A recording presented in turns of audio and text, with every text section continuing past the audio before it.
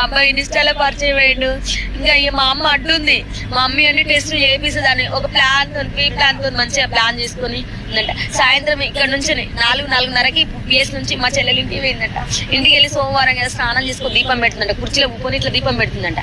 వెనకాలకి వెళ్ళి వచ్చి చున్నేసి వెనకాల తన చున్నీ పాప చెప్పింది పోలీసులు చెప్పింది. ఇక్కడ రిపోర్ట్ లో కూడా ఇప్పుడు అదే రాసింది. పాపయ్య వెనకాలకి వెళ్ళి వచ్చి చున్నీట్లు వేసిల్లంట. చున్నీట్లు వేసి ఇట్లా తిరిగి చూసేటప్పటికి ఈమెకు తిరగనీయకుండా ఇద్దరు చెరొకరొక బట్టి గుంజి ఇట్లా తన్నిండ్లంట.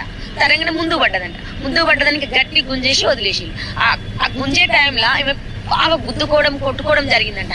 అన్ని జరుగుతూ ఉంటే ఎవరైనా వస్తున్నారా అని పెద్ద పాప గుమ్మం దగ్గర కాపలా లోపలికి ఎవరిని రానియకుండా గుమ్మం దగ్గర నిలబడి ఎవరో వస్తున్నారు, మా చెల్లి వస్తుంది అని చిన్న పాప వచ్చే టైంలో మా చెల్లెని వదిలేసి వెళ్ళిపోయినప్పుడు ఈ అమ్మాయి చిన్న అమ్మాయి చూలే, బస్సు చంపింది చిన్న అమ్మాయి చూలే. సెకండ్ మళ్ళీ మా చెల్లె కుట్టుకుంటాను మేడం, ప్రాణం